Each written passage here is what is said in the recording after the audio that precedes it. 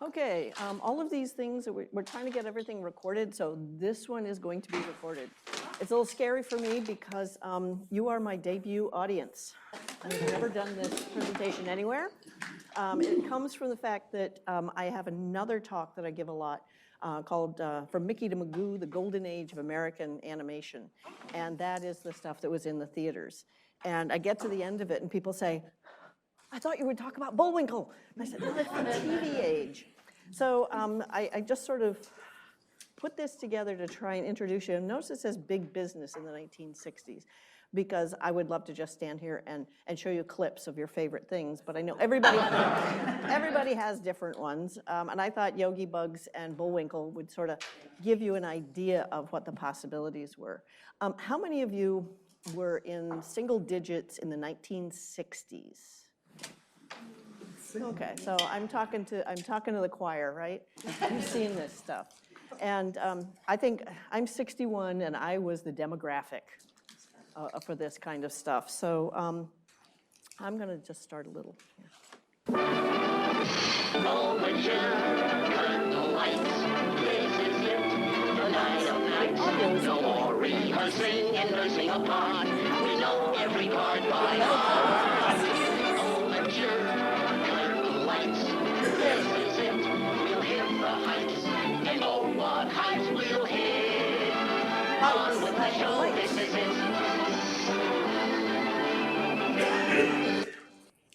Okay, that was from the Bugs Bunny and Roadrunner show. And it looks like Warner Brothers cartoons were the biggie. When I ask people, what do you remember? You get Bugs Bunny all the time. I'm gonna show you a bunch of other things as well. This is a picture of me, Easter 1962, with my Casper the Talking Ghost doll. Because it had a little string. You know, everybody else had Chatty Cathy, I had Casper. And one of the lines was supposed to be, let's play hide and ghost seek, and it had a problem. It said, let's play goat's meat. But I was watching a lot of cartoons. But that was all on TV. And I want to take you back to what the beginnings of television were. In this case, we see the percentage of US households with television. So in 1950, you only have 9% of the households with a television.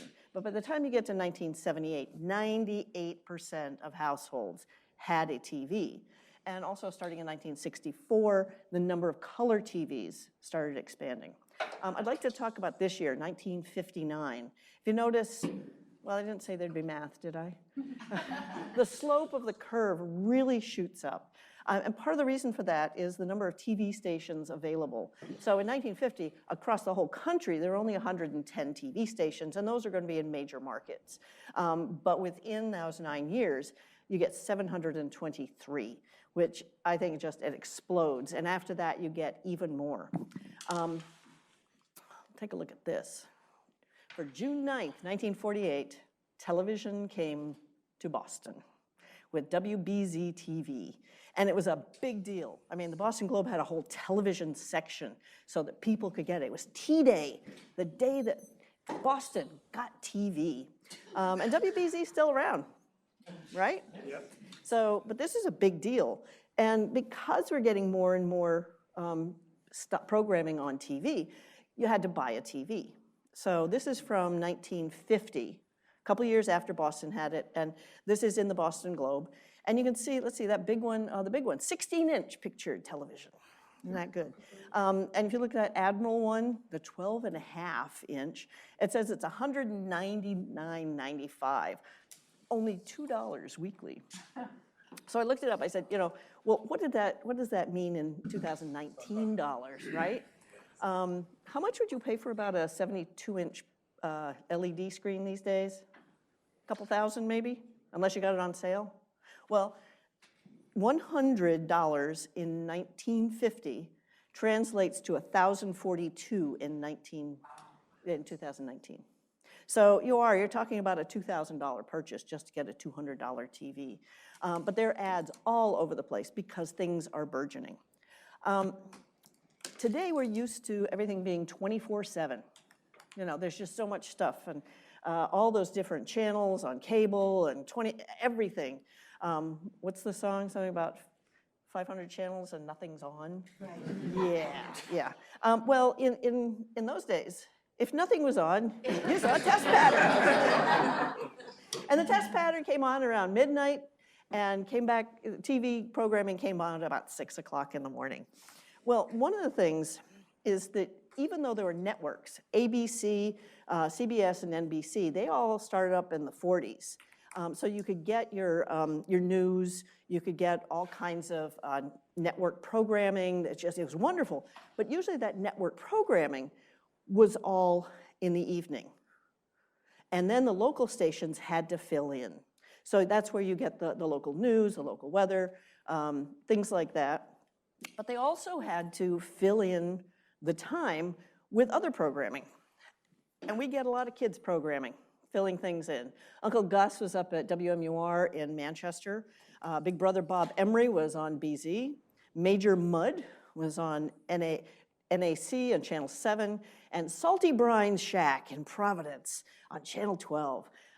When I was about this age, that picture that you saw of me, that was while we lived on the Cape, so we got Providence. The distance you were from the TV station really determined what you could see because they weren't especially powerful. But all of these guys showed cartoons. It's been very interesting. In preparation for this, I asked people, what did you watch? Did Uncle Gus show cartoons? Yes, Popeye, and Dick Tracy and Mr. Magoo. It was amazing how many people could tell me exactly what they watched. And a lot of these shows, you could actually be on the show sometimes. You know, they had the live audiences, and they were very, very popular. They also usually filled in a time between the end of school and dinner. So if you see Salty Brine's Shack, that was 6:30 for the news, but Salty Brine was on at 6. So this was sort of babysitting in the afternoon. A lot of these things, I said, Popeye, they didn't have a whole lot of new stuff. So they bought syndicated packages from different companies that had been doing the shorts for the theaters. And the big syndication group was Popeye, the Three Stooges, and the Little Rascals. And you'll see a whole lot of times they'll have a show that's what's on. Popeye was tops as the most popular. We also had some shows, Captain Kangaroo, Mr. Green Jeans, that they sometimes made their own cartoons to go on the shows. But not always. They were reproducing things. So here's Popeye. When they were showing these cartoons, they showed all of them. Didn't matter when. So in 1929, that's the first appearance of Popeye in the Funny Pages. He actually wasn't the primary character in Thimble Theater. Olive Oil was. Well, the whole oil family, olive oil, castor oil, and had all these different characters. But in one thing in 1929, for some reason they had to go find a sailor, and they come across this weird guy. You know, hey, are you a sailor? You think I'm a cowboy? I mean, he was just kind of this gruff guy. But the Fleischer Brothers in New York City licensed the character, and they adapted him to this fairly familiar one. In 1933. It was actually introduced on a Betty Boop cartoon, and there's Popeye. It is probably has one of the most complex and disturbing racial scenes in it, because they're at a carnival, and there's a point where an African-American person is sticking their head through a canvas sheet, and Popeye and Bluto are throwing balls at him. And it was a fairly common carnival thing in the 30s, but it was sort of like the first time I saw it, I went, are you kidding me? But then he had his own, and he was doing pretty well. He was in black and white until 1943, but in 1936, they started releasing some two-reelers. A regular one-reel was 7 minutes, and a two-reeler was 14. And they did about 3 of these. One was about Sinbad, one was Aladdin, and what's the other one? It escapes me now, but there's a third one. And they made those in color because finally Technicolor was available to them. Disney had locked up Technicolor for 3 years. And anybody who wanted to make a cartoon in color was out of luck for Technicolor, the 3 colors. And they had actually tried one in this 2-color one called Cinecolor So Betty Boop is a ginger, just so you know. It would show in cyan and orange, and Betty Boop's a ginger. But until you got to Technicolor, it really didn't explode. When you get to 1943, the Fleischer Brothers were not as business savvy as the Disney Brothers, and they really went under. And Paramount basically hired all the same animators, and they recalled it Famous Studios. And you got a little facelift here to look more like the sailors in World War II. He was doing a lot of PR. There are also some very disturbing ones, you know, You're a Sap, Mr. Jap, and a lot of really disturbing racial things in that, but very popular, very, very popular.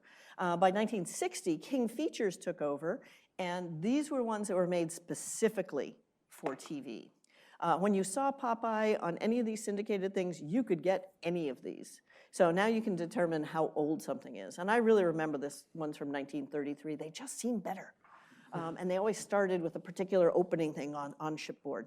But I would watch any of them. They were also syndicating other packages. Harvey Toons, you probably know this guy the best. So later on, you would get syndicated packages of all those other shows under the Casper show. And I don't know if you remember Baby Huey. Probably one that couldn't survive today. There were also Terry Toons, and there were a lot of different characters, but you probably just know these two. And they had their own shows, the Mighty Mouse show and the Heckle and Jekyll show. We also get Woody Woodpecker show, and that's starting in 1957. Also in 1957, we have Gumby and Davy and Goliath. Those are all stop motion. Gumby actually started on Howdy Doody a couple of years earlier than that. And Davy and Goliath was commissioned by the Lutheran Church. A lot of the things that times I saw it, it was on Sunday morning. And the effort was to bring children's programming and having moral lessons, biblical lessons. I liked Gumby better than Davy and Goliath, but hey, there wasn't much on Sunday morning, so I would watch it. We also see, in addition to some of these, we start seeing things that started out as puppet shows. Now, I remember Kukla, Fran, and Ollie, all these things. They were very, very popular. And sometimes they're marionettes. And this particular one, Beanie and Cecil, was one of my absolute favorites. It made the transition into cartoons for TV. I don't know if any of you remember, but at the end of it, it always goes, a Bob Clampett cartoon. And I remember that, well, clearly. We know all these things, right? But I remember that for the name of it, when I started doing the history of animation, especially during the theatrical thing, Bob Clampett was one of the Warner Brothers guys that was doing animation over there. And he saw early that he needed to do something different. He saw that television was the thing that was coming along. And he actually bought into Beanie and his pals early, and then transferred it into cartoons. And you notice Cecil the Seasick Sea Serpent. You never see the bottom of him because it's really based on that puppet. They also eliminated a couple of kind of racist characters. You'll see Hopalong Wong up there. Yeah, characters like that disappeared. And one of the things that was really important about this show was brought to you by Mattel. You start seeing some of these major businesses saying, hey, we got kids. We're gonna sell them stuff. So for instance, here's something else. You could get a beanie copter. Did anybody else have one? You put it on your head, and the thing would zip up and fly away. Fortunately, the beanie copter came with two. And immediately, you lose the first one. And this one, clearly, the person, this is from eBay, somebody had lost the first one. I lost both of them. And a beanie copter without a copter is just, we don't care. This other Jack in the Box, that's actually Matty from Mattel. He came in a variety of cartoon formats, but they had toys for everything because they had a captive audience. Here we go with the Warner Brothers people. Most people know about Bugs Bunny and Roadrunner and all those. These seem to be some of the most favorite cartoons. We probably don't know that they came from really old characters. The ones at the bottom, those are the ones we know from TV. But they go way back. And they had been a staple of theatrical cartoons. Because in those days, of course, you'd go to the movies and it was a night. You saw a cartoon, you saw a newsreel, and you saw other shorts. Fortunately, Pixar's brought back the cartoon, but they would have all of these different things, and they started eliminating them because the newsreel was superfluous. Local channels and national networks were bringing you the news. So they started cutting out those things. And even into the 70s, you do see cartoons, but they started falling away because in the 60s, all these cartoons were showing up on TV. The Warner Brothers cartoons, Merry Melodies and Looney Tunes, sent out a gigantic syndicated package. So this is why when you get to see some of those, you saw some amazing cartoons by master animators. And you also saw some other things. Yeah, I know I have 12 pictures up here, but the censored 11, over on this side, Goldilocks and the Jivin' Bears, that's a picture from it on the top. But there are 11 that were censored, but not until 1968. So these particular cartoons were in the syndicated mix. Yeah, wouldn't fly today, would it? It's really hard to find them. If you buy like DVDs and Blu-ray, you might find them, in those extras. And if you look at some of the media today, you'll find that people like Whoopi Goldberg or somebody else, Leonard Maltin especially, will make a statement about some of these cartoons, and they say to not have them or to try to edit them basically is tantamount to saying that this kind of racial stereotype never happened. It's interesting to me because I work at a high school and I'm the advisor to get this, a cartoon club. And that kind of, I show them everything. Right now we're on Avatar, The Last Airbender. Anybody got kids? They've seen it like 5 times. But I show them all kinds of stuff. And every once in a while I say, okay, we're gonna look at some of the worst cartoons ever. And I also tell them, we're going to call out everything we see. And the kids are really good at that. But the amount of blackface, the amount of stereotypes, I mean, you've got Isle of Pingo Pongo and Jungle Jitters. We've got all those stereotypes of, black Africans putting explorers into the pot because they're cannibals. And they're troubling, but they didn't get rid of them until 1968. But in addition to these packages, the syndicated packages, we have people starting to make cartoons specifically for TV. One of the problems, though, is that TV likes a lot of content really fast. When the theatrical cartoons are being made, they could have a couple of months to do one. And it shows because of the amount of detail, the stories, the performances by all of the characters are really good. But they had limitations. So I'm going to show you a little Crusader. Has anybody ever seen Crusader Rabbit? Oh, wow, this is awesome. So you remember Crusader Rabbit? Part of this thing is it's sort of like a comic book. They take a scene and maybe they'll pan across it or they'll zoom in, and there's just minor little things on mouths to show the animation. Heard the most ferocious sounding roars. That tiger must really be a monster.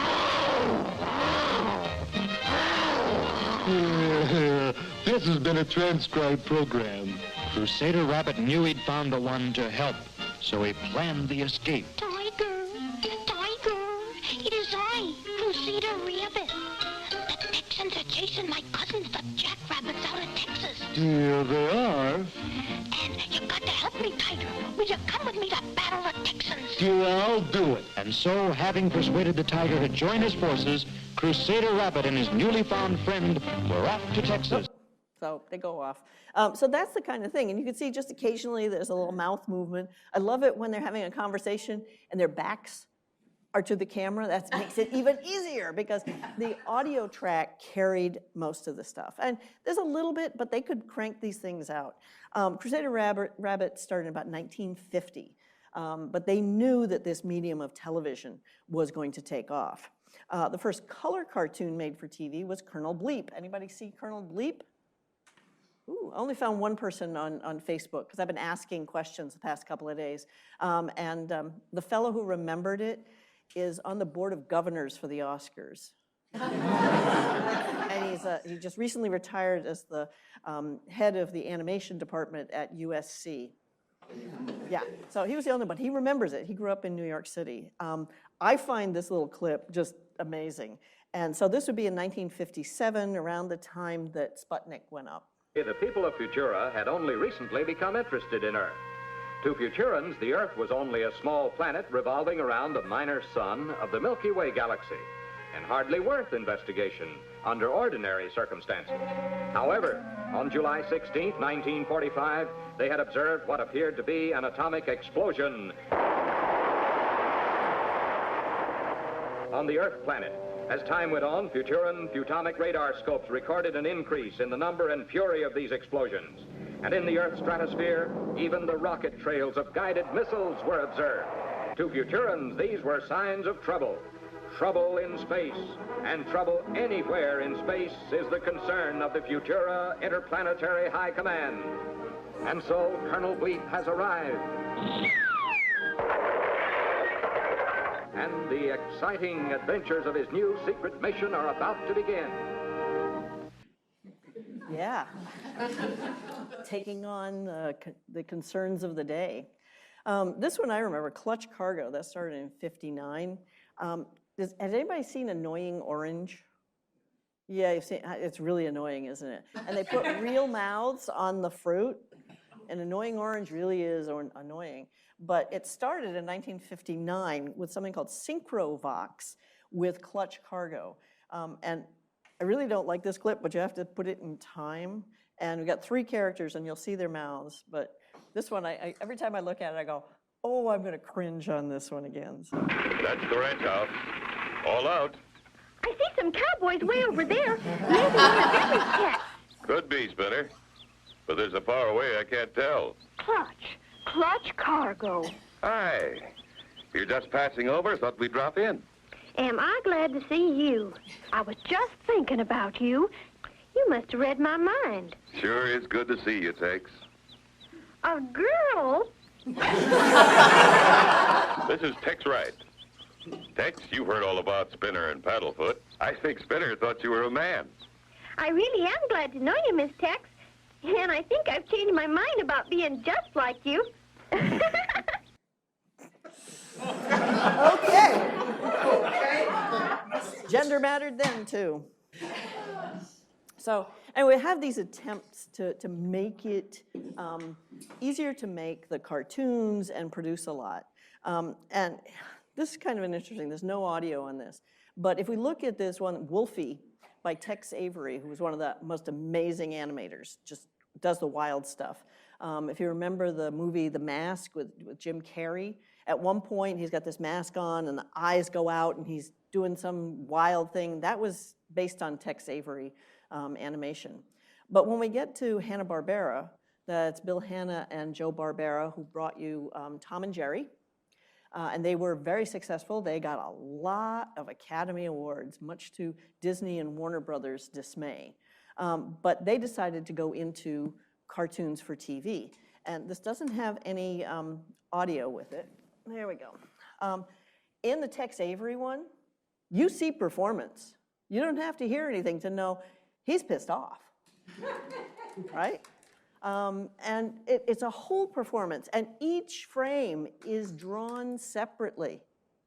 It's gorgeous. No wonder it took them a while to make these things. But the Yogi Bear, if you watch it, you'll see most of the frame doesn't move. It's called limited animation, and they do a lot of loops when you see Yogi turn his head. Do you have any idea what he's talking about? Picnic baskets. Your boo-boo's over here. Yeah.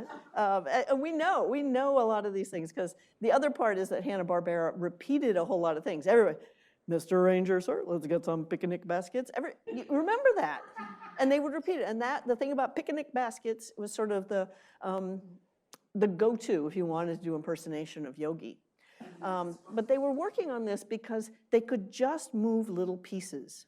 You'll also find in their anthropomorphic cartoons, the animals tended to wear some kind of collar, bow tie, something. If you start thinking about them all, you're going, oh my goodness. And that's so that they could hide whatever the neck was. These characters don't have necks. It's hidden, so it makes it easier to take that limited animation. And they have different views, but they just keep going back and forth. Now, this is a little later, but their first big show was called Rough and Ready. Has anybody ever seen this one? Good. Oh, wow, you guys are a great crowd. I hadn't. But this is the first one, and Rough and Ready had their own show. They were part and parcel of some of the other TV shows with a local person doing the cartoon stuff. But fairly soon afterwards, we start with the ones that most people know. And the first ones for kids, the Huckleberry Hound Show, Quick Draw McGraw, and Yogi Bear. Actually, Yogi Bear started in Huckleberry Hound. These particular TV shows were based on 3 segments. So you get Pixie and Dixie, you got all these different characters that they had in their, they just got their own. They made new characters. So Huckleberry Hound in the first season, Yogi Bear was one of those segments. And then they discovered he was really popular, so they gave him his own. And I think that's when we get Snagglepuss. But Quick Draw McGraw, I don't know if you remember him. You know, Baba Louie was his sidekick. You know, Quick Draw. You never get away with that either anymore. So they made a whole lot of things that were ethnic because that got laughs. And I also, when we Quick Draw McGraw, El Kabong, he had a mask and he had a guitar and he'd bang the bad guys with his guitar. He also somehow in the middle of the desert had something he could swing in on and sort of take off on some of the strange characters that we saw. Anyway, who's the one who would do that? Zorro. It was a takeoff on Zorro. Within a short period of time, though, they started making full half-hour situation comedies, and that's where we start getting the Flintstones. And the Flintstones was not targeted for the between school and dinner crowd. It was targeted to adults, and it aired at 8:30 at night. If you think about The Simpsons and things like that, we still have adult half-hour situation comedies. The Flintstones were a takeoff on The Honeymooners, right? But it takes place in prehistoric times. Kind of interesting there, but you could listen. The thing about those is you could listen to them and tell what was going on. It was just, you could just listen, because the animation wasn't really compelling. You know, you might see Fred with his bowling ball, things like that, but that wasn't really the part. What made the Flintstones funny was they had all these strange things, like the woolly mammoth with his trunk coming in to wash the dishes, and the bird that would be on the record player. And all those visual jokes, all those gags, were really why you watched the Flintstones. Next we have Top Cat. Top Cat was also an evening program, and that was a takeoff on the Phil Silvers show, because Phil Silvers was this guy who always had some kind of scheme going, a little posse of people, and they're always trying to get around Officer Dibble in this one. So he's always kind of scheming. And then we get to the Jetsons, and the Jetsons are like the Flintstones, only in the future. And once again, you could tell what's going on from the audio, but the funny part of it is the gags and what they thought was going to be in the future. And so every time I see the video calls coming up, a lot of times people said, oh, we'll never have that. Well, yes, we do. I have my phone, I can do it. Jetsons wasn't on for very long, but it was very popular. A lot of these shows, especially Flintstones, Top Cat, and Jetsons, ended up migrating to Saturday mornings as well. We don't necessarily see Huckleberry Hound, Quick Draw, and Yogi spending much time on Saturday mornings, but the other longer ones. And of course, then in Hanna-Barbera, they just keep going. They make all sorts of characters, too many to even put on this screen. And every time you turn around, there's a new character. Or they have the wacky races, and then you have the perils of Penelope Pit Stop. Everything they could come up with just to make something new.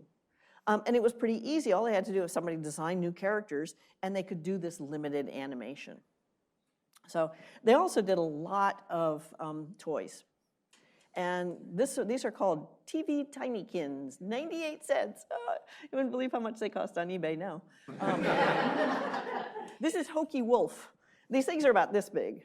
And the reason I know about Hokey Wolf is that we lived on the Cape, and my dad had a little outboard motor boat, and he named it the Hokey Wolf, and he bought one of these specifically. And Hokey Wolf's sidekick, because I always had a sidekick, right, was Ding-a-ling. So my dad's rowboat to get out to his boat was Ding-a-ling. Yeah. Well, but this idea of having all this stuff that goes along with the cartoons, this really made sense because they were marketing to kids. You could find little records. That one on Mighty Mouse, anybody remember Andy Kaufman on Saturday Night Live? He put this record on, "Here I come to save the day." And anything that was on there, I mean, the Alvin Show, they were singers, right?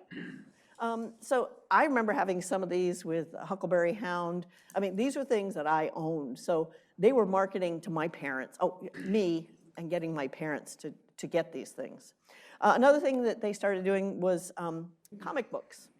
Now, before that, there were a lot of comic books out there with the characters from any kind of animation, but not the animation, the regular stories. You know, you get Superman, all those heroes. But once you start getting into the 60s, and there are all these things that are showing up on the screen, Dell and Gold Key grabbed them and made comic books with them. I mean, does anybody remember Clyde Crash Cup? Oh, I got a no on that one. Okay, cool. Calvin and the Colonel? Calvin and the Colonel is really kind of another one of those sketchy ones.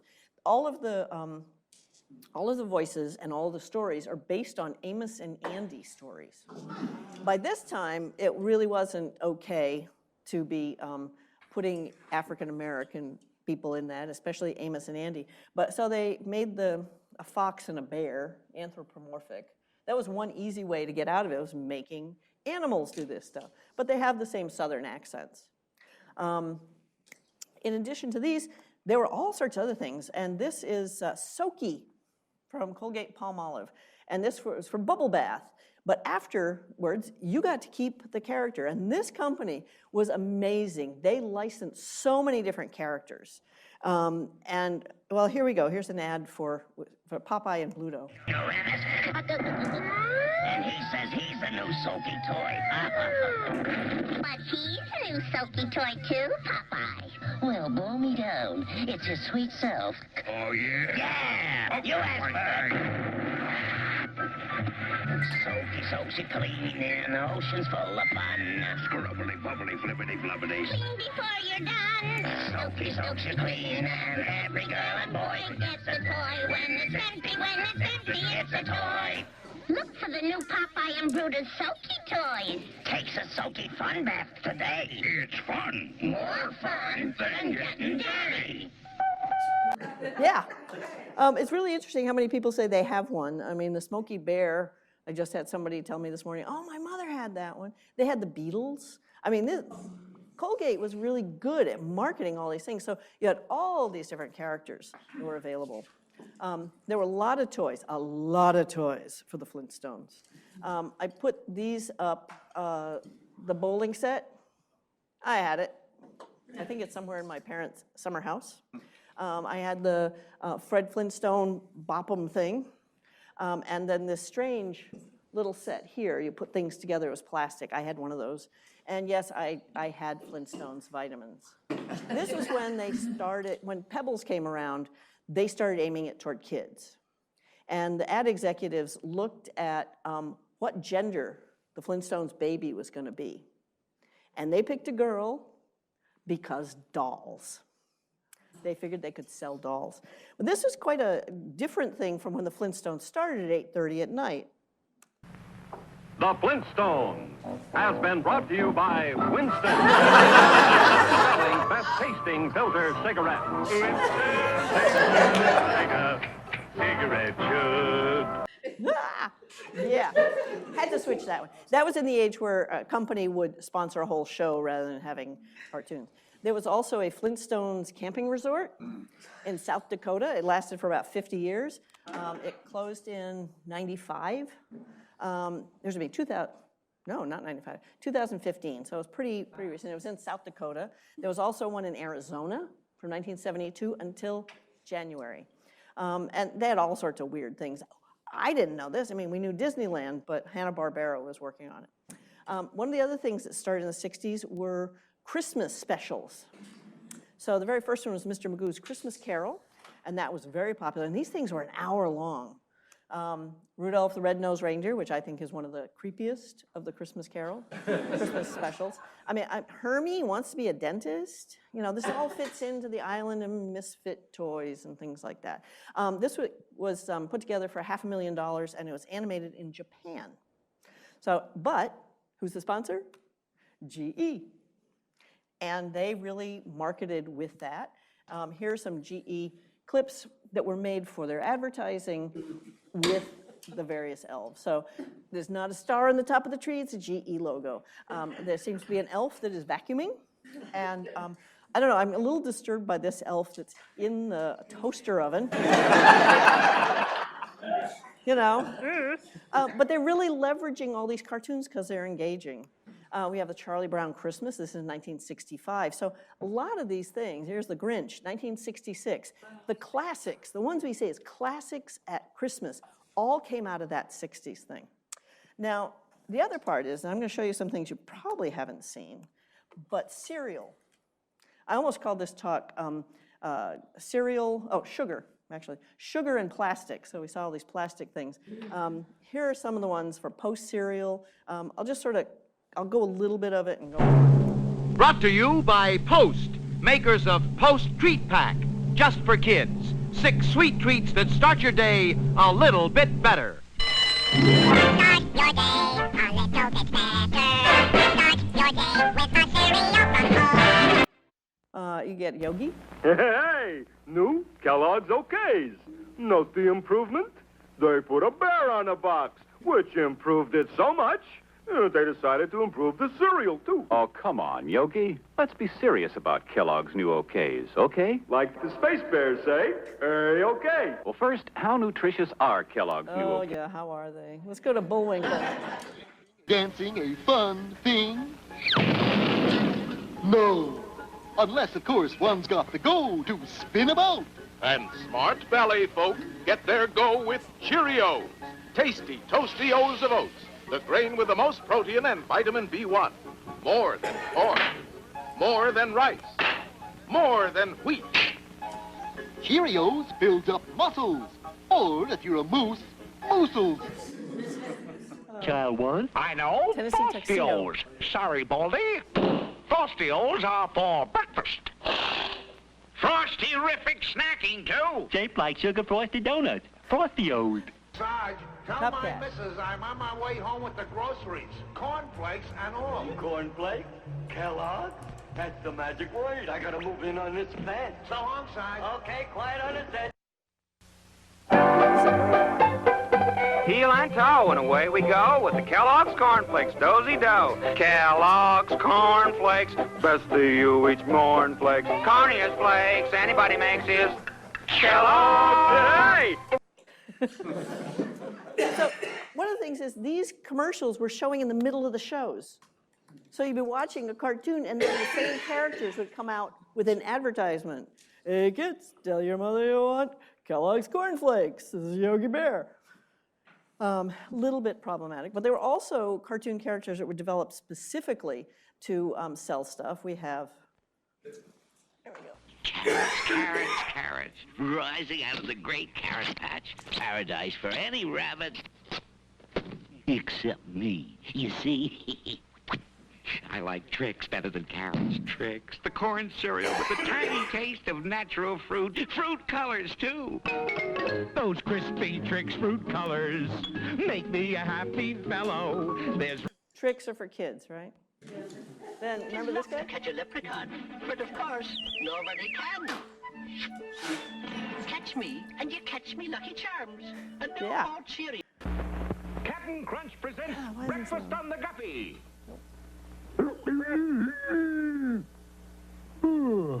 Morning already, Sea Dog? Where's the crew? All hands on deck! Now, these were things that were designed specifically for the products. It wasn't a Captain Crunch show.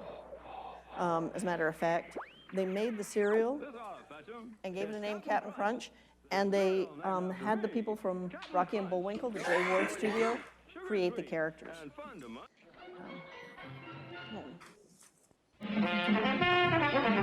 Oh, hi. I'm Toby the Tiger. Got my one-man band here to help tell you about the... Ladies and gentlemen, before your very eyes, the Quaker Oats Company will now introduce two new cereals. I'm Crisp, the crisp new cereal from outer space. The biggest selling cereal from Saturn to Alpha Centauri. Crisp. There was also Quake. Quisp still exists, I'm told. I'm looking at my time. It's lunchtime, isn't it? The way you would find out what was on TV was you would look in the newspaper. And here we go. That was what it was in 1960. Just that many. And these are the cartoons you could see on Saturday morning. Popeye Theater, Cartoon Time, where they would just put anything, Heckle and Jekyll and Rough and Ready. But when we get to 1965, it's a little bit longer. This is part of the parade section from the Boston Globe on Sundays, so they'd have everything for the week. And that was really exciting. I go until I get to Saturday. And in 1965, we get this many. As we go even farther, there are like 30 or 40 cartoons available. Anybody see any you like up here? Remember Hoppity Hooper? Underdog? Underdog was actually owned by General Mills. Yeah, the people who made Underdog were hired, and it was owned by them, and Tennessee Tuxedo. We also start seeing some cartoons after school that came from Japan. Tezuka Osamu made some just amazing films, and he did Astro Boy and Kimba the White Lion and Speed Racer. But a lot of these things that you see, when I asked people where they saw them, they were on that UHF channels. Remember, we're expanding the number of channels. We have to have content in them. And these tended to be on those channels. So you were a little cooler if you'd seen them. TV Guide. It's amazing what you can get on Etsy. What are your children watching Saturday mornings? This is from 1968. By 68, we were getting rid of some of the cartoony things. Of course, Bugs was still on. But you start seeing Herculoids and superheroes, Spider-Man, things like that. And there was a concern about what that was, what are your kids watching? And then the next year in 69, Children and TV, they were starting to get interested in that. And then we have the Children's Act for television to constrain the number of minutes of advertising in that time. But there was also a concern about violence. I'm sorry, this is not quite as sharp as I wanted, but one cannot, of course, single out TV as the sole contributor to violent behavior, nor can one single out cartoons. Both are part of a broad spectrum, which has made a fetish of violence. And that's one of the big concerns, isn't it? That all this nastiness was coming along. So, yeah, I'm doing okay on time, I think. Almost there. So this is the end of the talk. That's all, folks. Thank you.